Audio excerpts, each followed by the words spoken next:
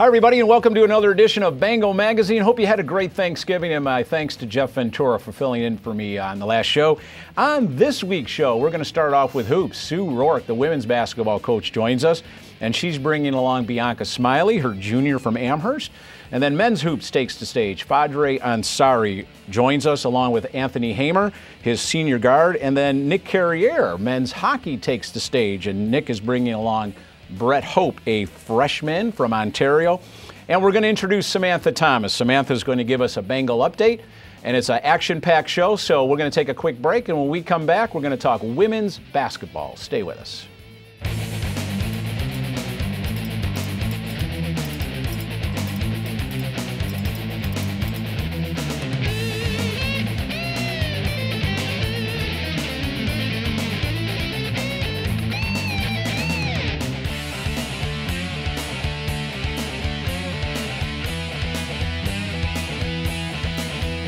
All right, let's go on the hardwood now, and we're joined by women's basketball coach Sue Roarke and her junior, Bianca Smiley. And ladies, thank you for coming. Sue, I was doing a little research. It's been 7 years now since you've been on board, and coming off of just an outstanding year last year, 25-3, I believe. And I'm just kind of curious from your standpoint, is the program, have you met the expectations? Are you where you thought you would be with this program when you took it over 7 years ago? I think it's definitely a work in progress. I mean, as a coach, you're never satisfied until you win that championship and you get to the NCAAs. So, that's what we're striving for every year. I think we've made nice steps each year. And we're hoping to just keep building upon that. And I think, the recruiting, as you get better, becomes easier a little bit. Right. There's more people interested in our program, and we're starting to, I think, put the right personnel together. And that took a little time in the beginning to Sure. build that and get that rolling. But, we're hoping, every year to keep taking steps to where we want to be. It's interesting. We talk about last year and a possible momentum created by that, certainly the recruiting end of things. But I look at this year's team, and I'm thinking, can you build off that? Because of the 15 players you have, 9 are freshmen and sophomores. So let's talk about this year's team, because last year's done with, and now we've got all these new faces, and I barely knew them at the last game. How difficult has this been for you so far? Yeah, it's been tough, and I think part of the process is really getting our returning players to put last year in their rearview mirror and keep moving forward. And because it is such a new group, and we've got more new faces than returning faces, so it's getting to know each other, how each other plays, and having enough games before we get into conference games to figure out that rotation and who fits well together and who can be in pressure situations. Right. And we're young, so there's going to be some bumps in the road early on, and we just keep talking about every single day getting better in practice. That's our biggest goal right now, and we know we're going to have some adversity early on, and our end of February, that's when we want to be playing our best. So let's go from coach to student athlete. The chemistry that we hear about chemistry all the time. And how difficult is it for you, a junior who was part of that great team last year? Now all of a sudden there's a whole bunch of new faces that you're playing with. Has it been a little rocky? Has it been smooth? I mean, give us your opinion of how things have gone so far. Well, we knew coming into the season that it would be a challenge with all the new faces. But every day in practice, we've just been building up the chemistry and working hard together. We're definitely getting a lot closer, spending time together after practice, with dinner and stuff like that. Yeah, I think that helps. I think anytime you can continue that bond, that certainly helps on the court. Bianca, your expectations. Let's get the team out of here for a minute. I know you're a team player and all that, but you're coming off such a great year last year. All SUNYAC first team, second team, D3 hoops, all East, averaging now 18 points and 10 rebounds after 3 games. What are your expectations this season? My expectations get higher and higher every year. We obviously would love to have a way better outcome than last season. We're just going to keep working hard on the little things and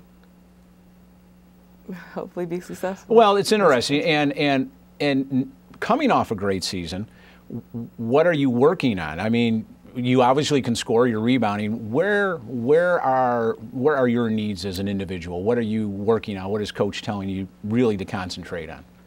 On my post defense, and we've been really working on rebounding and boxing out. We need to out-rebound teams. Yeah, absolutely. And that is all about attitude, isn't it? Rebounding and doing the fundamentals to do it right.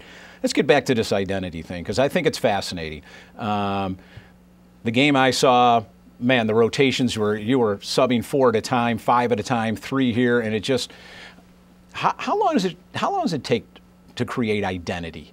It definitely takes a while, and I don't think we have it figured out yet. Yeah. So right now, with all the new faces, we're trying to give players opportunities to be successful out there, and we talk about taking advantages of the minutes that you're on the floor. We're trying to run more as well, and that helps us. That I think we're as deep as we are, that we can keep mass substitutions going and really get up and down the floor a lot.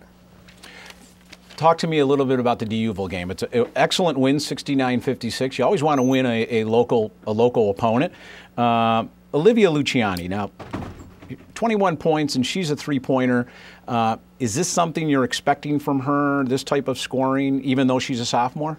Yeah, I think she's definitely capable. She's one of our better three-point shooters on the team, and they played us all in 2-3 zone, so she's going to have opportunities for some open looks against the zone, and she had a good night, and that was important to our success. Right. I think D'Youville honestly played with a great deal of heart and a great deal of energy, and really I thought pushed us to our limit. And I think the fact we reacted well over the last 5 minutes of the game and really put it away at that point, that'll help us later. I think to be in a tight game and to be successful and find a way to win. I don't think we played our best basketball that night, but sometimes, especially at this point of the year, it's about finding ways to win, and that'll come in, and towards the end of the year too. Yeah, and that's why these non-conference games are critical early on, and you continue to look at everybody.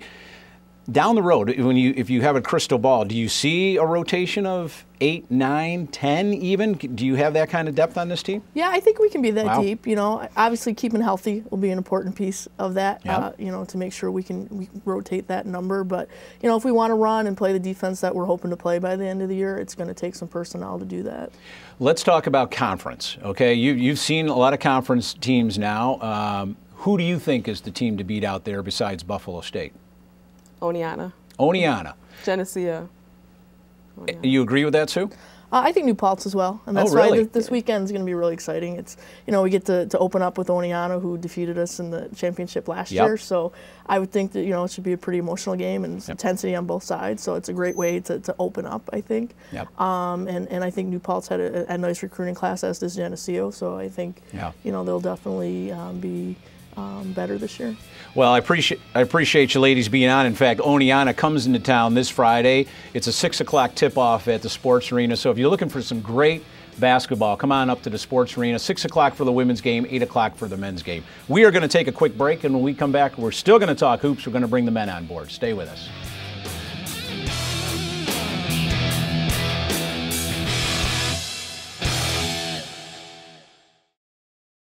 Hi everyone, and welcome to Bengal Update. I'm Samantha Thomas with a recap of news and a look at upcoming events around Buffalo State athletics. In women's basketball, Olivia Luciani scored a career-high 21 points to lead the Bengals to a 69-56 victory over crosstown rival D'Youville. Luciani made 6 of 10 shots from the field, including 5 three-point shots. Bianca Smiley registered a double-double with 19 points and 14 rebounds to go with 4 steals. In men's basketball, the Bengals erased a 15-point first-half deficit to rally past local rival Madai 98-84 Tuesday night at the Sports Arena. Senior Jake Simmons led the Bengals with 24 points, and Roderick Epps added 23 points. Simmons, by the way, is just 86 points shy of passing legend Randy Smith as the school's all-time leading scorer. In other news, Buffalo State football landed 11 players on the Empire 8 All-Star teams.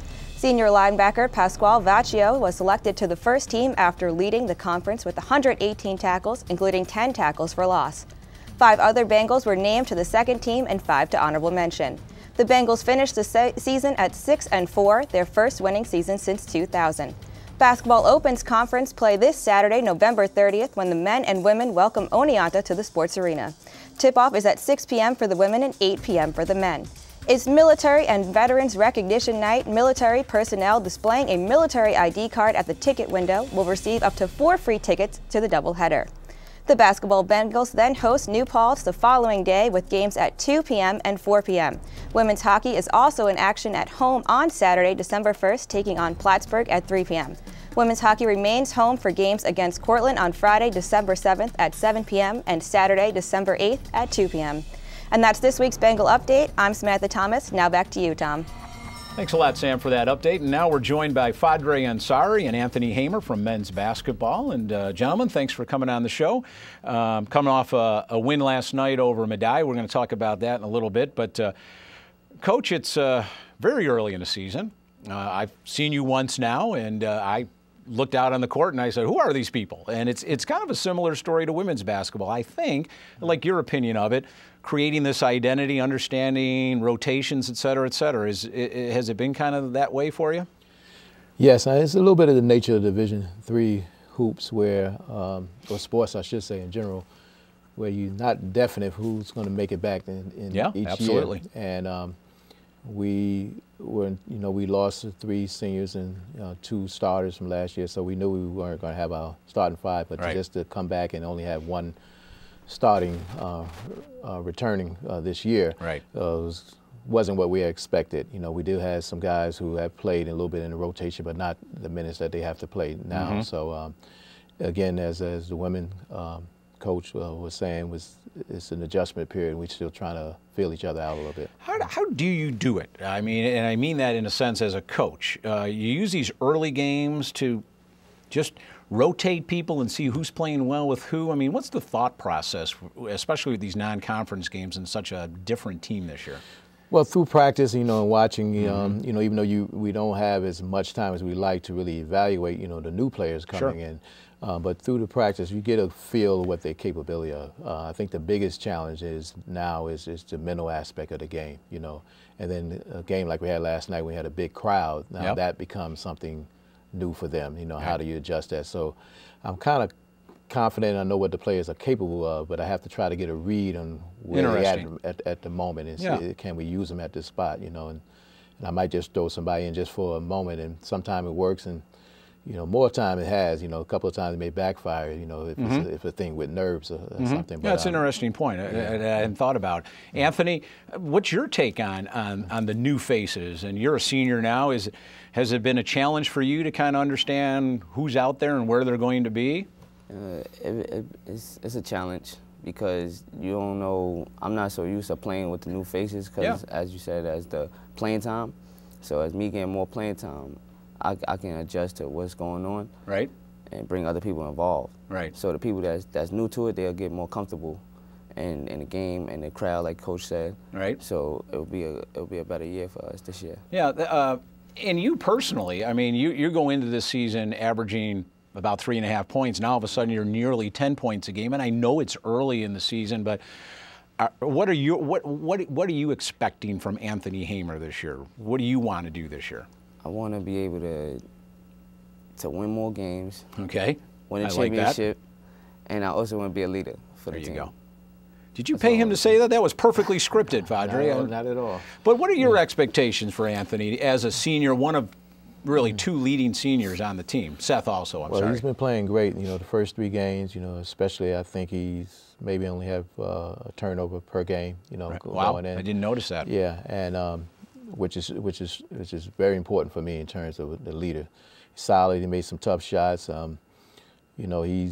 He's like myself, a former point guard. I understand the challenges, and you're not afraid to go in there, but sometimes you can get yourself too involved. He's doing a much better job this year in picking his spots and not being afraid to pull up, take the mid-range shot himself. Hit a big shot last night, in that aspect. So we're going to need that. We're going to need that and show the example to the other guards. We were down a little bit in our guards rotation this year. Defense pressure is key because he's been a kind of a spark plug. I mean, actually, when I saw him in high school, the first thing that grabbed my attention was his defense. Interesting. Because he could really change the game around. But now he's added his offensive aspect, which he's capable, and he's not afraid to take a big shot. I think it can be said that Buff State basketball is always entertaining to watch, no question about that. We're averaging nearly 90 points a game in the first 3 games. Is this what we're going to see all season? More of the same, where we're putting up 90, 95 points a game?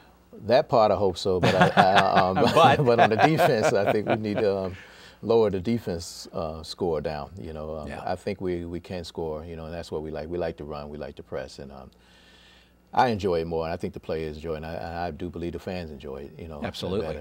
So that's the style we like to play, but we have to knuckle down more on defense, and again, that's part of learning, right. And the intensity.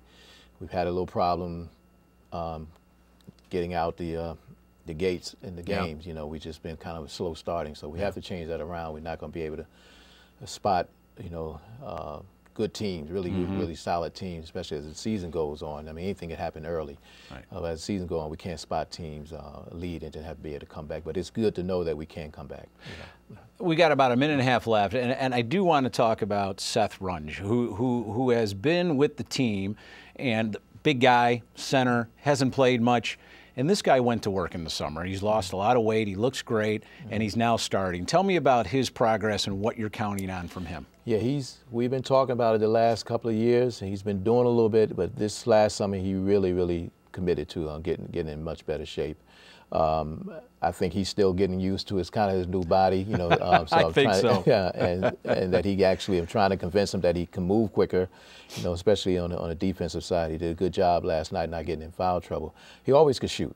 Yeah. He always had a good touch, and I think we're going to really need that balanced scoring. You know, Rod Epps also really worked on his game over the summer, and it showed. And he's grown and not just totally relying on the outside. So we're going to need it. You know, Jake is our leading scorer, and I'm sure he'll be consistent with that. But we have to have games like we had last night with more balanced scoring, leadership from Anthony, if we're going to be successful.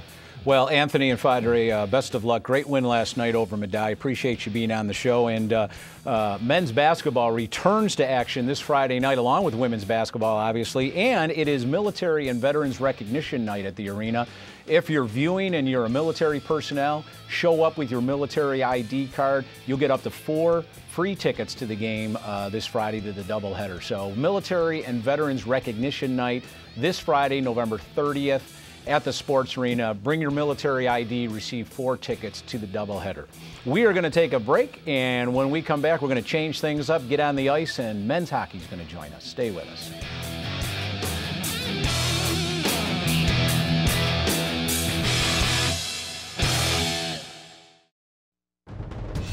Well, congratulations to Roderick Epps. He is the Tim Hortons Athlete of the Week from Buffalo State. Roderick, the men's basketball sophomore guard, averaged 25.5 points, 4.5 assists, and nearly 3 steals in 2 games last week. The health and wellness major had a career-high 33 points against Nazareth at the sports arena. So congratulations to sophomore guard Roderick Epps from the men's basketball team. He is the Tim Hortons Athlete of the Week.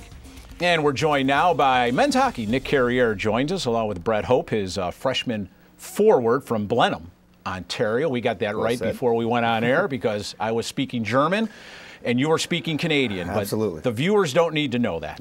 No.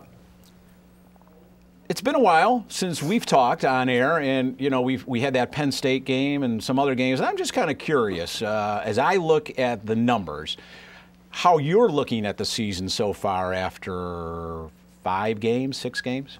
It's a work in progress. Okay. Well, what do you mean by that? I think you know, we go out and we play Penn State here at home, and we have some success and a good win against a good team.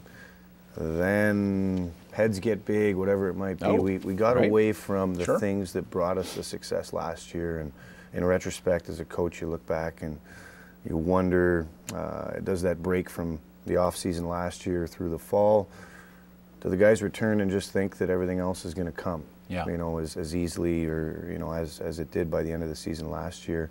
And I think we got away from some of the little things that helped us win games, blocking shots and playing really accountably defensively and just doing those little things. And we had to kind of stop and say, okay, we got to get back to that before we can move forward. So we had to take a couple steps back and learn some lessons against some good teams with a tough trip in the North Country with Plattsburgh and Potsdam, and coming back with 0 points is tough. Yeah.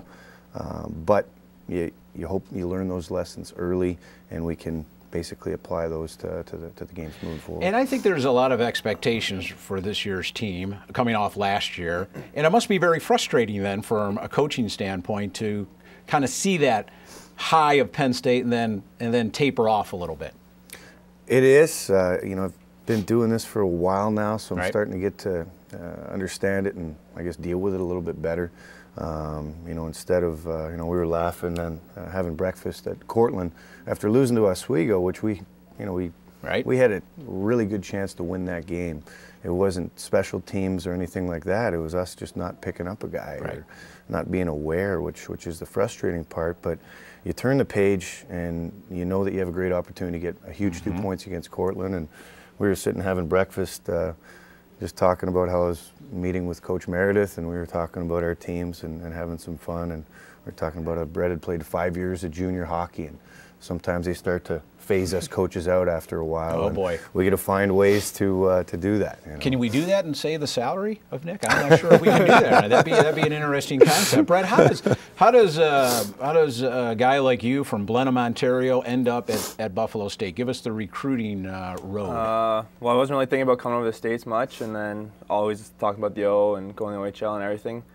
And then last year I was in a showcase tournament, and a guy from Cardinal Sports came up. Excuse me, and said I could go over to the States if I wanted to, and I was playing defense at the time. And then I talked to him a little bit more when he came to talk to the team, and I ended up getting with them and putting together some videos and everything, and then Coach contacted me and came over for a visit, and I liked it and decided to come over here. Interesting. And so you were a defenseman, and that's maybe a normal position for you, and Nick's moved you to forward, or are you comfortable in both positions? I played defense growing up, and I went to forward. Okay. And I've played forward ever since, but I can play both. And okay. Last year we just needed help on the point, so I was playing the defense that game. Yeah. Did you understand the whole hype behind the Penn State game? I'm kind of curious. A kid from Ontario, a freshman, and here's Penn State, who in America is recognized as a big-time school, as they say, Division I program. Were you aware of what was happening that day and that night? Well, I just knew it was a big game, and basically, so just came ready to play. And when I came on the ice, and building was rocking, it was just amazing. It was a great feeling. Nerves were shaking and everything. Yeah, it was certainly a great atmosphere. Let's go back to the Oswego game, which was just a week ago, and this is the #1 ranked team in the country. We should tell everybody, and the Bengals are up 3-1. So you have some good things working, and then maybe get away from those good things and end up losing 5-4. What was the bottom line story in that game? Bottom line is you're playing against a dangerous team that has 14 seniors that are all a couple of Division I transfers. They are, they can all skate, they can all shoot, they all have some pretty good abilities. So when you make a mistake, they're going to make you pay. And unfortunately, we made 2 or 3 of them, and they made us pay every time. And it wasn't tic-tac-toe like I alluded to earlier. It was just us kind of blowing some assignments, and not one guy in particular, but just as a 5-man unit on the ice, not working together to do what we need to do. And again, those are the things that have been creeping up with us over the past few games that we haven't had success. So it's just us as coaches and as a team trying to figure out, okay, guys, we got to reinforce these things to make sure they don't bite us, on the backside again. I'm curious, what was the mindset that night and the next morning?